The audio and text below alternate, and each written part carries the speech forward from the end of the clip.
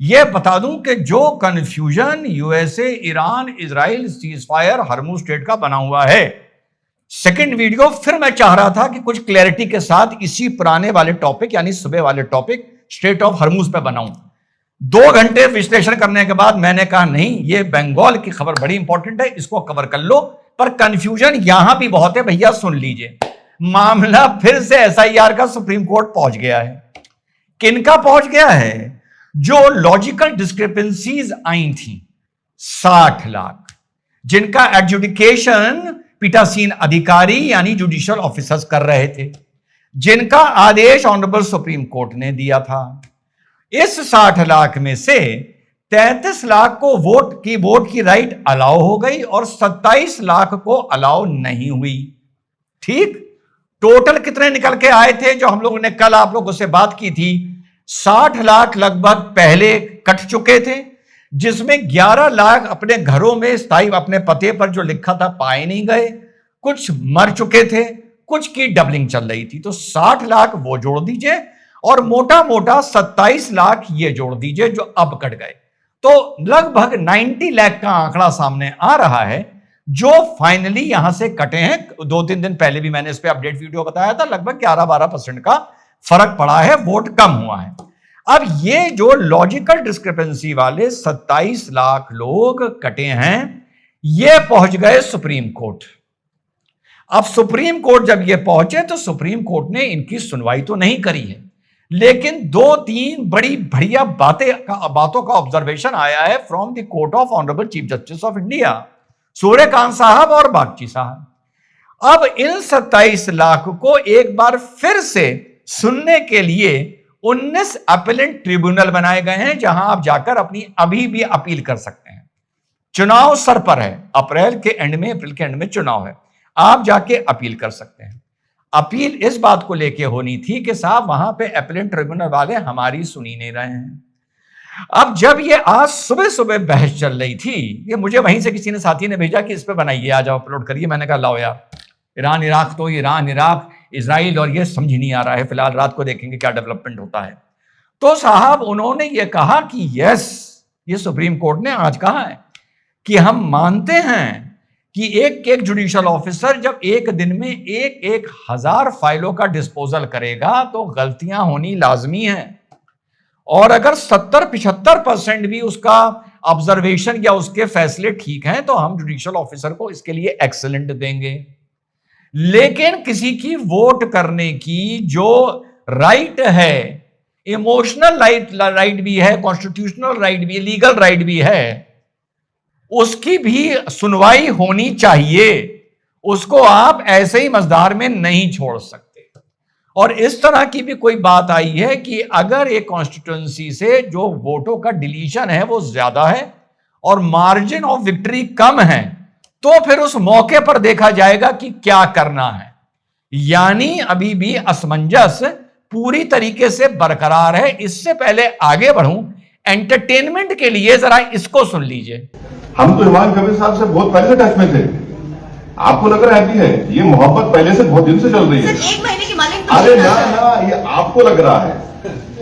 हमारा इनसे बातचीत क्या हुमायूं भाई साहब से बहुत लंबा चल रहा है। हुमायूं जी ने तो दिसंबर में ऐलान कर दिया। हाँ, दिसंबर से पहले से बातचीत चल रही है। सर, आपके 3 राज्यों के स्टेट कोऑर्डिनेटर्स भी लगे हुए थे एक हाँ महीने से। देखिए, लगे हुए थे, बातचीत हो रही थी। मैं हमारे भाई से एक ही बात पे डिसएग्री करता हूँ, वो ये है कि बोले कि डिप्टी सीएम होगा। नहीं, हमारा सीएम बनाएंगे इंशाल्लाह।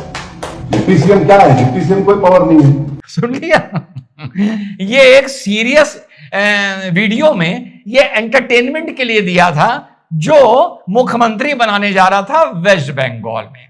बस मैं इतना ही कहूंगा, बाबू कौन? हुमायूं कबीर। जरा वेस्ट बंगाली की बात कर रहा हूं, लेकिन ऑन द लाइटर साइड आ गया हूं, सीरियस पे फिर थोड़ी देर में आता हूं 2 मिनट के बाद। कि बाबू हुमायूं कबीर, दलाली करनी है तो बड़े भाई से सीखो। दलाली करनी भी आसान नहीं होती है, फंस सकते हो। तुम फंस गए, तुम्हारी लंका लग गई। भैया रीले आ रही हैं, चलते हुए हुमायूं कबीर को लोग गालियां दे रहे हैं, गालियां। तो अगर दलाली सीखनी है तो हाँ, बड़े भाई से सीखो भाई, बड़ी शानदार, चौकस करता है और ज्यादा पुरानी नहीं है दलाली। लगता है 2017 या 18 के आसपास ने शुरू करी थी। तो किसी को भी अगर ऐसी किस्म की दलाली करनी है तो बड़े भाई से जाकर कोचिंग लो, आखिर बड़ा भाई है, इतनी तो अकल होगी भाई उसमें। खैर साहब, वापस टॉपिक पर आते हैं। तो 2-3 कॉन्स्टिट्यूंसी जहां पर मुस्लिम आबादी ज्यादा है या डिस्ट्रिक्ट, जैसे नॉर्थ 24 परगना हो गया, मालदा हो गया, जहां भी बवाल हुआ था, एनआईए बड़ी सख्त कार्रवाई कर रही है, कांग्रेस के भी नेता उसमें पकड़े जा रहे हैं, एमआईएम के भी पकड़े गए हैं, पता होगा आप लोगों को। और मुशीराबाद, यहां पर जो वोट कटे हैं वो मुशीराबाद में 11 लाख वोट कटा है, सुनते जाइएगा, जिसमें से 4.5 लाख मुस्लिम हैं। 11 में से 4.5 लाख मुस्लिम हैं। नॉर्थ 24 परगना से टोटल 3.25 लाख वोट कटा है और मालडा से 2.4 लाख वोट कटा है। ये मैं सिर्फ आपको मुस्लिम का यहां पर बता रहा हूं। जो टोटल 90 लाख वोट अब फाइनली कटे हैं, अब इसमें 27 लाख अभी भी फाइनल नहीं है, उनके अपीलेट ट्रिब्यूनल बने हुए हैं। सुप्रीम कोर्ट ने कहा है आप पहले वहां जाइए, उसके बाद हमारे पास आइएगा, फिर हम सुनेंगे, यानी अभी गुंजाइश है। तो साहब इस 90 लाख में जरा संभल के बैठिएगा, 63% तो हिंदू हैं और 34% मुसलमान हैं।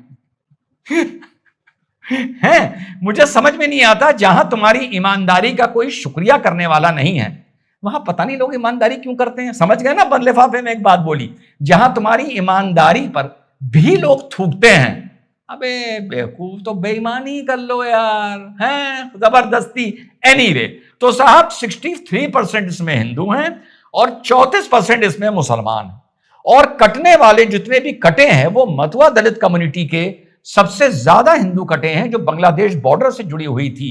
और मजे की बात यह है, ये वही लोग हैं जिनसे सीए में साथ साथ वादा भी किया गया है कि आपको भारत की नागरिकता मिलेगी। कुछ कॉन्स्टिट्यूंसीज देख लेते हैं। बागदा असेंबली में कुल मिलाकर लगभग बता रहा हूं, एग्जैक्ट नहीं, 50,000 वोट कटा है, जिसमें 46,000 हिंदू है। बनगांव में 42,000 वोट कटा है, जिसमें 37,000 हिंदू है। बबनीपुर में 50,000 वोट कटा है, जिसमें 32,000 हिंदू है। उसके बाद जोहरगाम में 94% हिंदू है, जिसका वोट कटा है। बनकारो में 91% हिंदू है, जिसका वोट कटा है। और पुरुलिया में 88% हिंदू है, जिसका वोट कटा है। योगी जी भी पहुंच गए हैं, बड़ी जबरदस्त कैंपेन चल रही है, यूसीसी की भी बात हो रही है, वगैरह वगैरह। लेकिन एमआईएम और आपकी हुमायूं कबीर की लंका लगने के बाद अब ये हैदराबाद माने बड़े भाई हैं, समझ रहे हैं ना, इनसे क्या सीखना है लोगों को, समझ गए ना आप। तो साहब ये अब जितनी कोशिश कर लें, बंगाल का मुसलमान पता नहीं ममता ने क्या क्रॉस मारा है। मेरी भी करीबन काफी लोग वहां जान पहचान के थ्रू सोशल मीडिया, ज्यादा नहीं, मेरी करीबन 10, 11, 12 लोगों से सिर्फ बात हुई है, पर एक आइडिया मिल जाता है, 12 के 12 हिंदू हैं।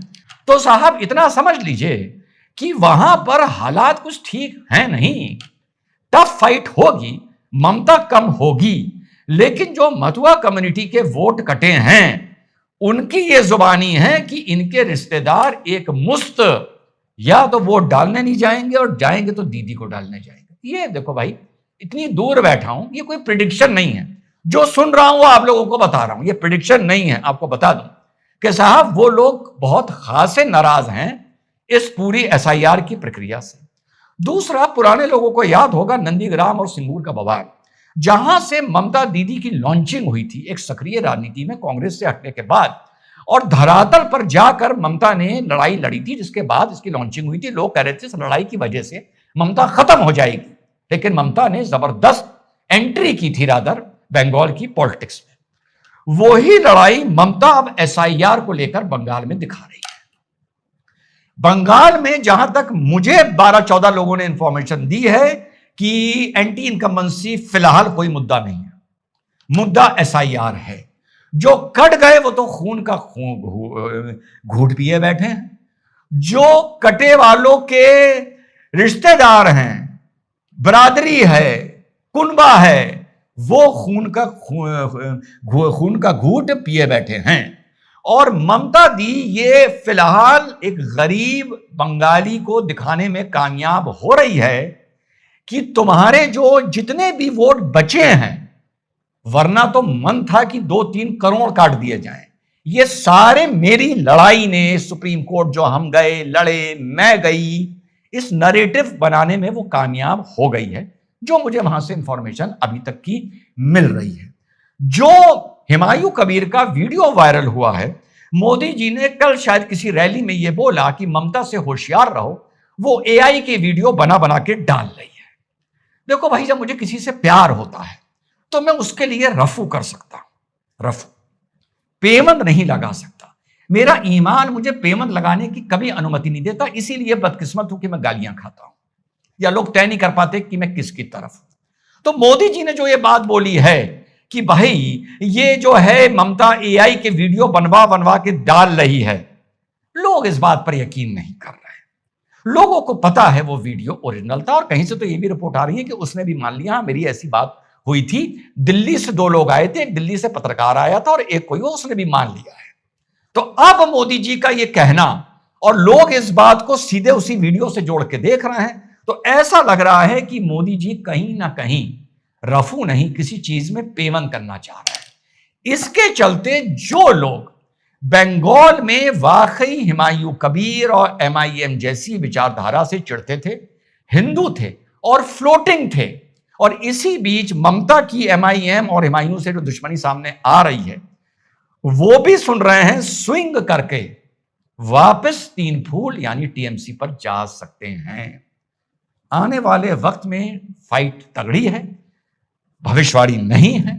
12 आदमियों से बात करके मैं भविष्यवाणी नहीं बता सकता, उनकी बातें आप तक बता रहा हूं और जो पढ़ रहा हूं। बंद लिफाफे में बहुत कुछ बता चुका हूं, और दलाली सीखनी है